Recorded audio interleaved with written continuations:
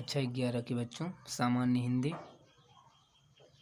काव्यांजलि, काव्य संकलन, काव्य पद्य खंड। इसके पहले आपने तुलसीदास तीसरा पाठ गीतावली शीर्षक पढ़ा। अब आज हम दोहावली शीर्षक पढ़ेंगे, जो नीति संबंधी दोहे हैं। देखेंगे पहला दोहा। हरो चरहि तापहि बरत, फरे पसारहि हाथ, तुलसी स्वार्थ मीत सब, परमारथ रघुनाथ। हरो माने हरा रहने पर, चरहि माने चरते हैं, खाते हैं, तापहि माने तापते हैं, जलाते हैं, बरत माने जलाकर, फरे माने फल आने पर, पसारे माने फैलाते हैं, हाथ माने हाथ। तुलसीदास जी कहते हैं स्वार्थ माने तो स्वार्थ में, मीत माने मीत, सब माने सब, मीत माने मित्र, परमारथ माने परम कल्याण करने वाले, सबका कल्याण करने वाले, रघुनाथ माने श्री रामचंद्र जी हैं। इस नीति विषयक दोहे में कवि ने संसार के प्राणियों की स्वार्थ परता का, स्वार्थ में घिरे होने का वर्णन किया है। देखिए, तुलसीदास जी कहते हैं हरो चरहि, गोस्वामी तुलसीदास जी कहते हैं कि इस संसार में जब वृक्ष हरे भरे होते हैं, तब जब हरे भरे होते हैं, हरे रहते हैं, तब पशु पक्षी इन्हें चर लेते हैं। और तापहि बरत, और वही वृक्ष जब सूख जाते हैं तो लोग उन्हें जलाकर तापने लगते हैं। और फरे पसारे हैं हाथ, और जब उन वृक्षों पर फल लगते हैं तो लोग हाथ फैलाकर उनसे फल लेते हैं, फल की याचना करते हैं।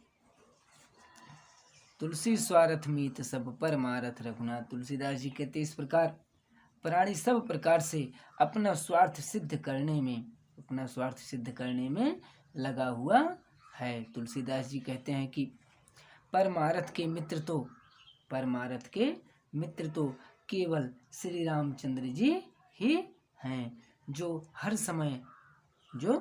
समय प्रेम करते हैं और दीन स्थिति में भी, दुख की स्थिति में भी विशेष रूप से वे प्राणियों से, व्यक्तियों से स्नेह करते हैं। अब हम इसमें काव्य सौंदर्य के तत्व देखेंगे। आपको मैंने बताया था कवितावली, गीतावली, दोहावली, विनय पत्रिका ब्रज भाषा की रचनाएं हैं। तो ये भी दोहावली है, ब्रज भाषा में रचित है, शैली मुक्तक है, अलंकार अन्योक्ति, यानी वृक्ष के माध्यम से, फल के माध्यम से तुलसीदास जी ने मनुष्य की स्वार्थपरता की ओर संकेत किया है। शांत रस है, लक्षणा एवं व्यंजना दोनों शब्द शक्तियाँ हैं, प्रासाद गुण है और दोहा छंद है। अब हम दूसरा दोहा देखेंगे। मान राखिबो मागिबो, पियसो नित नौ नेह, तुलसी तीनों तबै फबै, जो चातक मत ले। मान राखिबो, मान माने सम्मान को, राखिबो मतलब बचाए रखना, मांगिबो याचना करना, पियसो प्रियतम से, नित माने हमेशा, नौ नेह नए प्रेम से, यानी नए ढंग से प्रेम उत्पन्न करके, तुलसी तीनों माने तीनों, तब माने तबै तब, फबै माने शोभा देते हैं, जो माने जो, चातक माने चातक का, मत माने मत, लेह माने ग्रहण किया जाए, यानी प्राप्त किया जाए, चातक के विचार वाला बना जाए। देखेंगे इस पद में, इसमें तुलसीदास चातक की विशेषताओं का वर्णन करते हुए कहते हैं। मान राखिबो, सम्मान की रक्षा करना, मागिबो मांगना, और पियसो नित नेह, और प्रियतम से नित्य हमेशा नया प्रेम करना या प्रेम बढ़ाना है। तुलसी तीनों तबै फबै, तुलसीदास जी कहते हैं ये तीनों बातें तभी सुशोभित होती हैं, शोभा देती हैं, जब जो चातक मत ले, जब चातक का सिद्धांत स्वीकार किया जाए, चातक के मत को माना जाए। तुलसीदास जी के कहने का तात्पर्य यह है कि जैसे चातक केवल अपने प्रिय बादल से ही मांगता है, और चातक अपने प्रिय बादल से ही मांगता है, और केवल स्वाति नक्षत्र की बूंद ही पीता है, और उस बूंद की प्राप्ति के लिए वह बादल से नित्य नए रूप में प्रेम जोड़ता है, उसी प्रकार व्यक्ति को भी केवल अपने प्रिय से ही याचना करनी चाहिए। उसकी इच्छा अल्प होनी चाहिए और इच्छा पूर्ति के लिए प्रिय से नया नया प्रेम जोड़ना चाहिए, तब ही उसके जीवन में सफलता और प्रेम की श्रेष्ठता सिद्ध होती है। भाषा इसमें जो है ब्रज है ही, शैली मुक्तक ही है पूरे शीर्षक में। अन्योक्त एवं अनुप्रास अलंकार है, शांत रस है और छंद जो है दोहा, प्रासाद गुण, लक्षणा शब्द शक्ति है। देखेंगे तीसरा दोहा। नहीं जांचत नहीं संग्रही शीस नाय नहीं ले, ऐसे मानी मागी नहीं को वारिद बिन दे। नहीं माने नहीं जांचत माने मांगता है, नहीं माने नहीं संग्रही माने आवश्यकता से अधिक रखता है, शीस माने शीस, नाई माने झुका कर, नहीं माने नहीं, लेत माने ग्रहण करता है, ऐसे मानी माने अभिमानी, मांगने ही माने याचक को माने को, वारिद माने बादल, बिन माने बिना, दे माने दे सकता है। इस दोहे में कवि ने जो है स्वाभिमानी चातक का वर्णन किया है और ये अन्योक्ति अलंकार है, इसमें अन्योक्ति है। इसके दो अर्थ निकलेंगे, पहले हम चातक के अर्थ में देखेंगे, फिर भक्त और जो है ईश्वर के अर्थ में देखेंगे। देखिए पहले हम देखते हैं चातक के अर्थ में। नहीं जांचत नहीं संग्रही शीस नाई नहीं ले। तुलसीदास जी कहते हैं यह चातक अपने मुख से, यह चातक अपने मुख से मांगता नहीं है, और यदि नहीं संग्रही, और यदि कोई देता है तो आवश्यकता से अधिक ग्रहण नहीं करता है, आवश्यकता से अधिक संग्रह नहीं करता है।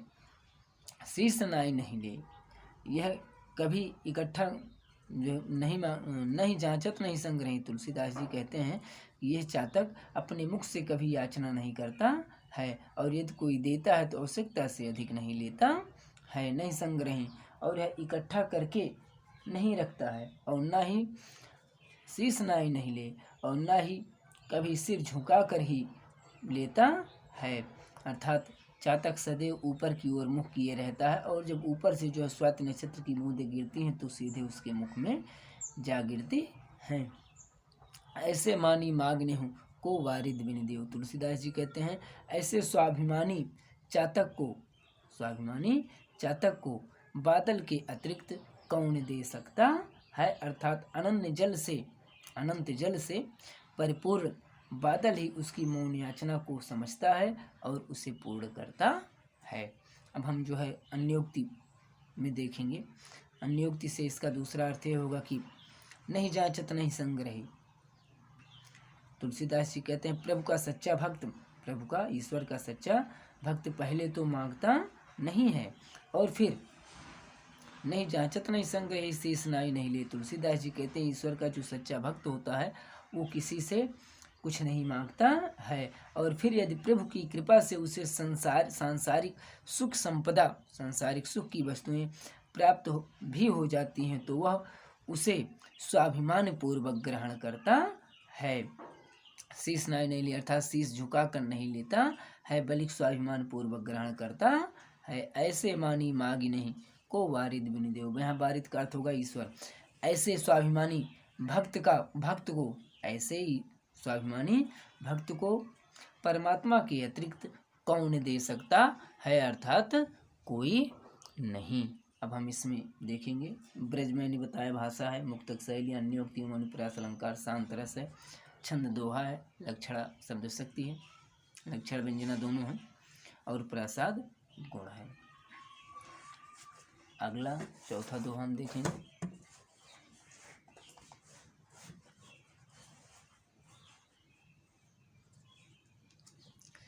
चरण चोंच लोचन रंगो, चलो मराली चाल, छीर नीर विवरण समय, बक उघरत तेहि काल।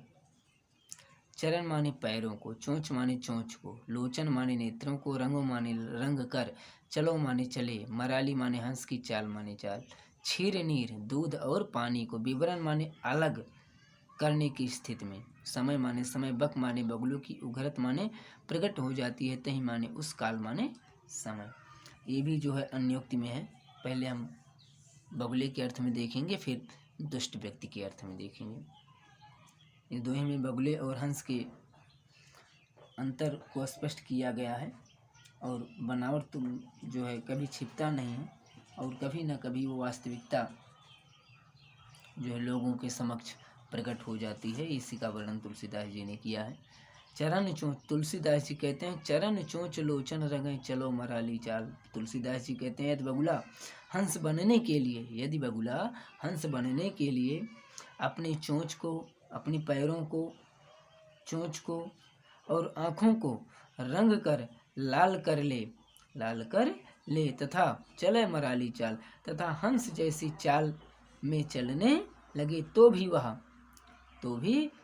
हंस नहीं हो सकता है, क्योंकि क्षीर नीर विवरण समय बक उघरत तेई काल। क्योंकि दूध और पानी को अलग अलग करते समय उसका बगुला होना प्रकट हो जाएगा, क्योंकि वह हंस का जो नीर क्षीर दूध और पानी को अलग करने का गुण है वो धारण नहीं कर सकता है। अब हम अन्योक्ति के अर्थ में देखेंगे। तुलसीदास जी कहते हैं दुष्ट व्यक्ति सज्जन का रूप धारण करके, दुष्ट व्यक्ति सज्जन व्यक्ति के रूप को, रंग को और वेशभूषा को धारण कर भी ले तब भी वो सज्जन नहीं बन सकता है। दुष्ट व्यक्ति सज्जन व्यक्ति के रूप, रंग और वेशभूषा को क्यों ना धारण कर ले तब भी वो सज्जन नहीं बन सकता है, क्योंकि क्षीर नीर विवरण समय बक उघरत नहीं काल। क्योंकि एक ओर तो वह दुष्ट अपनी दुष्टता से बाज नहीं आता है और दूसरी ओर वह सज्जनों के गुण को धारण नहीं कर पाता है। इसमें अन्योक्ति और जो है अनुप्रास अलंकार है, शांत रस है, लक्षणा शब्द शक्ति, दोहा छंद है और मुक्तक शैली तथा भाषा ब्रज है, मैंने पहले बताया आपको। अब हम इसके बाद वाला दोहा देखेंगे, यानी पांचवा दोहा। आप कह सब भलो अपने कह कोई, तुलसी सब कह जो भलो सुजन सराहिए सोई। आप अपने लिए, कह माने के लिए या कहने के लिए, सब माने सब, भलो माने अच्छे होते हैं, अपने कह कोई, अपने माने अपने यानी अपने कार्य की भलाई से संबंध, कोई माने कोई, तुलसी सब कह सबको, जो माने जो, भलो माने भला, सुजान माने सज्जन, सुजन माने सज्जन व्यक्ति, सराही माने सराहना की जाती है। भलो मतलब भलाई करने की से तात्पर्य है। दोहे में तुलसीदास जी ने स्पष्ट किया परोपकार करने वाले व्यक्ति की ही संसार में सराहना होती है, अन्यथा किसी की नहीं होती। तो हम देखेंगे आप कहा सब भलो अपने कहा कोई, अपने लिए तो हर व्यक्ति सभी भले होते हैं और सभी अपने लिए भलाई का कार्य करने में लगे रहते हैं, लेकिन कुछ व्यक्ति ऐसे भी होते हैं जो स्वयं का अपने कहा कोई जो कुछ लोग ऐसे भी होते हैं जो स्वयं का भला करने के साथ साथ अपने मित्रों और संबंधियों की भलाई में के लिए भी सदैव तत्पर रहते हैं। तुलसीदास जी कहते हैं तुलसी सब कहा जो भलो सुजन सराहिए सोई। तुलसीदास जी कहते हैं इनसे भी श्रेष्ठ वे व्यक्ति होते हैं जो सभी को अच्छा मानकर उनकी भलाई में या उनकी भलाई करने में लगे रहते हैं। इस प्रकार के व्यक्तियों की सराहना, ऐसे सज्जन व्यक्तियों की सराहना जो है सज्जन व्यक्तियों के द्वारा की जाती है। ऐसे व्यक्तियों की सराहना सज्जन व्यक्तियों के द्वारा की जाती है, या ऐसे व्यक्ति सज्जन व्यक्तियों के प्रशंसनीय होते हैं, प्रशंसा के पात्र होते हैं। काव्य सौंदर्य में भाषा ब्रज ही है, अनुप्रास अलंकार है, शांत रस लक्षणा शब्द शक्ति है, गुण प्रासाद है, छंद। तो अब अगला ग्रह भेषज जल पवन पट पाय कुजोग सुजोग होय कुवस्तु सुवस्तु जग लखन सुलक्षण। लोग सुलक्षण माने अच्छे लोग, सज्जन। ग्रह माने ग्रह, भेषज माने औषध, जल माने जल, पवन माने वायु, पट माने वस्त्र, पाई माने प्राप्त कर, कुजोग का तात्पर्य है कुसंग और सुजोग माने सत्संग। होई माने होते हैं, कुवस्तु माने बुरी वस्तुएं, सुवस्तु माने अच्छी, जग माने संसार में, लखई माने देखते हैं, सुलक्षण माने सज्जन व्यक्ति या गुणवान व्यक्ति लोग माने लोग। इस दोहे में सत्संग की महिमा का जो है तुलसीदास जी ने वर्णन किया, देखेंगे। ग्रह औषधि, जल, पवन, वस्त्र आदि को यदि अच्छी संगत मिलती है तो ये अच्छे हो जाते हैं और कुजोग, और यदि इन्हें बुरी संगत मिलती है तो बुरे बन जाते हैं। वहीं कुवस्तु सुवस्तु, यानी अगर अच्छी संगत मिलती है तो ये सुवस्तु वजग अच्छी वस्तुएं बन जाती हैं, और कुजोग यदि बुरी संगत मिलती है तो बुरे बन जाते हैं। लखें सुलक्षण लोग, इस रहस्य को अच्छे लक्षण वाले गुणवान व्यक्ति ही जान पाते हैं। यानी ग्रह, जल, औषधि, जल, पवन, वायु, वस्त्र, यदि ये सभी सत्संग अच्छे व्यक्तियों की अच्छी संगत पाते हैं तो अच्छी वस्तुएं बन जाते हैं, अच्छे बन जाते हैं, और बुरा संगत पाते हैं तो बुरा बन जाते हैं। इस रहस्य को गुणवान व्यक्ति, अच्छे लक्षण वाले व्यक्ति ही जान पाते हैं। अब हम इसमें जो है काव्य सौंदर्य के तत्व देखेंगे। यहाँ भाषा ब्रज है, मैंने बताया, मुक्तक शैली है, अनुप्रास, अलंकार, शांतरस, लक्षणा, शब्द शक्ति है, प्रासाद गुण, दोहा, छंद है। अब हम अगला यानी 7वां देखेंगे।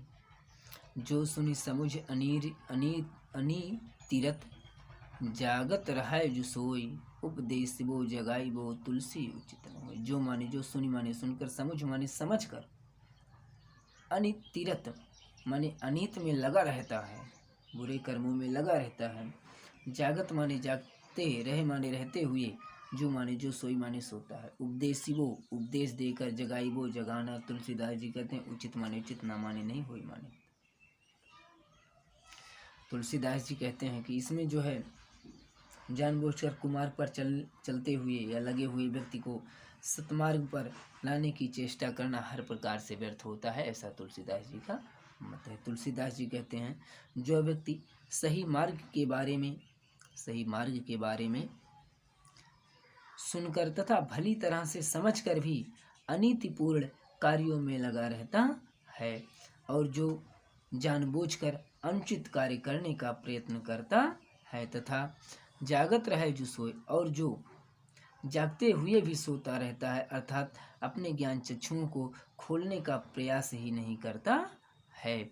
उपदेश वो जगाई वो तुलसी उचित न होय। तुलसीदास जी कहते हैं, तुलसीदास जी के मतानुसार या तुलसीदास जी कहते हैं ऐसे व्यक्तियों को उपदेश देकर जगाने का प्रयत्न करना, प्रयास करना व्यर्थ होता है। ऐसे व्यक्तियों को कितना भी उपदेश दे दिया जाए वे सतमार्ग पर नहीं चल सकते।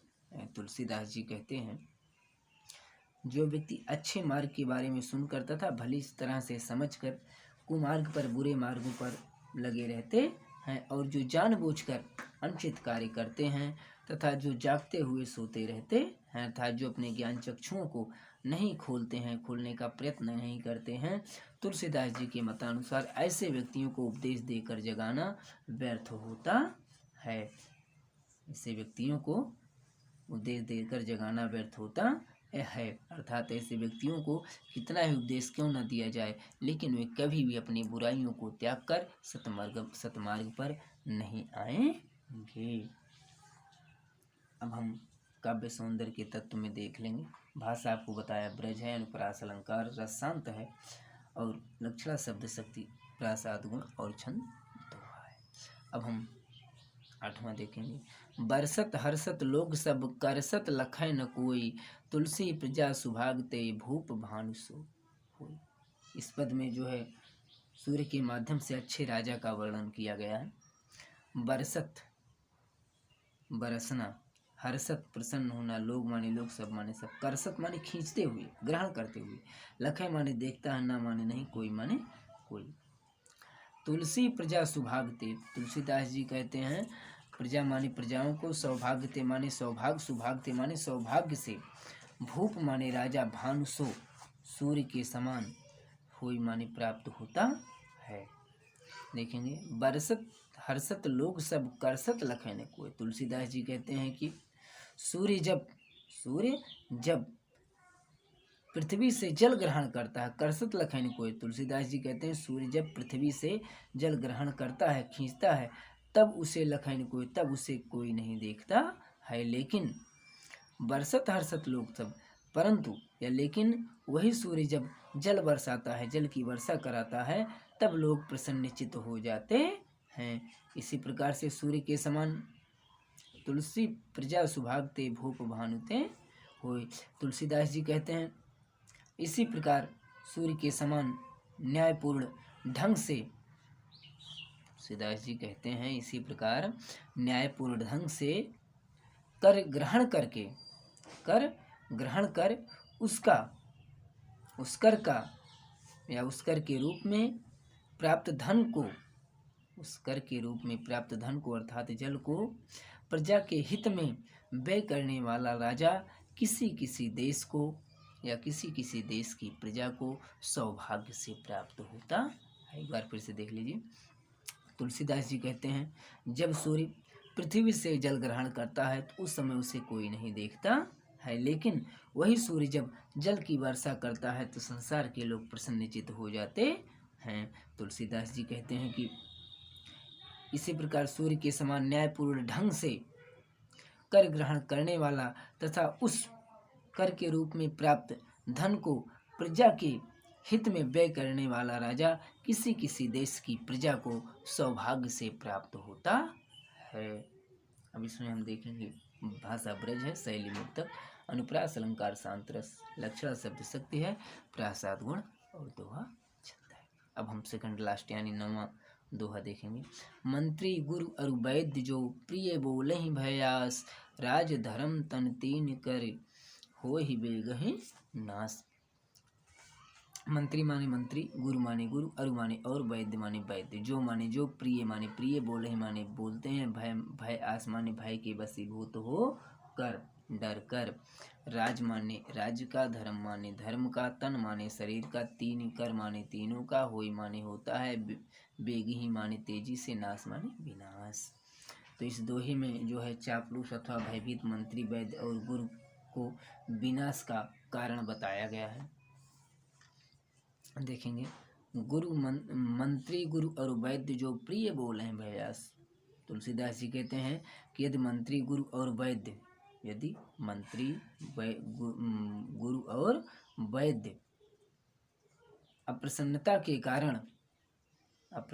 के कारण भयवश या स्वार्थ साधना की आस से स्वार्थ में लगे होने के कारण हित की बात न कहकर यदि प्रिय बोलते हैं तो, यदि प्रिय बोलते हैं अर्थात हाँ में हाँ मिलाते हैं तो मंत्री के कारण राज का, गुरु के कारण मंत्री के कारण राज का, और अर्थात मंत्री के द्वारा जो है हित की बात ना कहने से राज्य का, और गुरु के द्वारा हित की बात ना कहने से धर्म का, तथा वैद्य के द्वारा हित की बात ना कहने से शरीर, इन तीनों का शीघ्र विनाश हो जाता है। थोड़ा संक्षिप्त में फिर से देख लीजिए। तुलसीदास जी कहते हैं मंत्री गुरु और वैद्य यदि ये भय अथवा स्वार्थ के वशीभूत होकर प्रिय बोलते हैं तो, प्रिय बोलते हैं अर्थात राजा के हाँ हम हाँ में हाँ मिलाते हैं तो मंत्री के द्वारा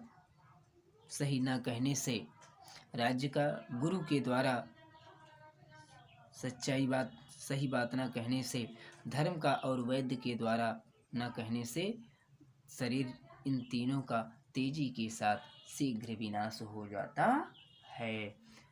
इसमें भाषा मैंने पहले बताया और शैली ब्रज भाषा और शैली मुक्तक ही है। यथाक्रम अलंकार चूंकि क्रम से आया है, मंत्री गुरु वैद्य राज धर्म तन, इसलिए यथाक्रम है। शांत रस है, लक्षणा व्यंजना शब्द शक्ति है, गुण प्रासाद छंद दोहा। अंतिम दोहा तुलसी पावस के समय नियुक्ति है। तुलसी पावस के समय धरी कोकिलन मौन, अब तो दादुर बोली हैं हमें पूछिए कौन। तुलसी माने तुलसीदास जी कहते हैं पावस माने होता है वर्षा ऋतु के समय, धरी माने धारण कर लेती हैं, कोकिलन माने कोकिलें, मौन माने मौन, अब तो, दादुर माने मेढक बोली है माने बोलेंगे, हमें माने हमें, पूछिए माने पूछेगा कौन माने।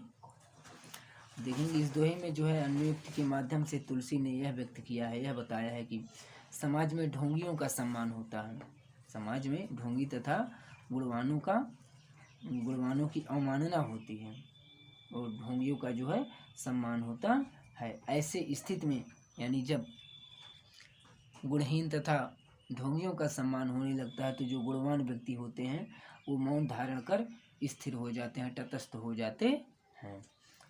तो देखेंगे तुलसीदास जी कहते हैं, तुलसी पावस के समय धरी कोकिलन मौन। तुलसीदास जी कहते हैं वर्षा ऋतु में कोयल ये समझकर, वर्षा ऋतु में कोयल ये समझकर चुप हो जाती है कि अब तो दादुर बोली है। तुलसी पावस के समय धरी कोकिलें मन। तुलसीदास जी कहते हैं वर्षा ऋतु के आगमन पर सारी कोयलें यह सोचकर चुप हो जाती हैं कि अब तो दादुर बोली हैं, अब तो मेढक ही टर्राएंगे और उनके टर टर के धुन के आगे हमारी मधुर ध्वनि को कौन सुनेगा। हमें पूछिए कौन उनकी हमारी मधुर ध्वनि को कौन सुनेगा। अर्थात बुरा समय आने पर ढोंगियों और गुणहीनों का ही बोलबाला होता है, गुणहीनों का ही चलता है और गुणवानों का सम्मान नहीं होता है। ऐसी स्थिति में जो गुणवान व्यक्ति होते हैं अर्थात जो कोयले होती हैं वो तटस्थ भाव से चुप हो जाती हैं, अर्थात चुप होने में ही अपनी भलाई समझती हैं। इसमें भाषा वही ब्रज है, शैली मुक्तक ही है और अन्योक्ति इसमें कोयल के माध्यम से जो है सज्जन और मेढक के माध्यम से ढोंगियों के बारे में बताया गया है, इसलिए अन्योक्ति है। रस शांत है, लक्षण अभिधा एवं लक्षण शब्द शक्ति है, प्रासाद गुण है और छंद दोहा है। बच्चों आज ये दोहावली तुलसीदास की समाप्त हुई। अगले दिन हम विनय पत्रिका जिसमें तुलसीदास जी ने ईश्वर से, भगवान राम से विनय किया है, प्रार्थना की अपने उद्धार की, ये शीर्षक पढ़ेंगे और इन पदों को आप पढ़ करके इसकी व्याख्या लिख लीजिएगा जिससे बाद में दोबारा फिर ना लिखना पड़े।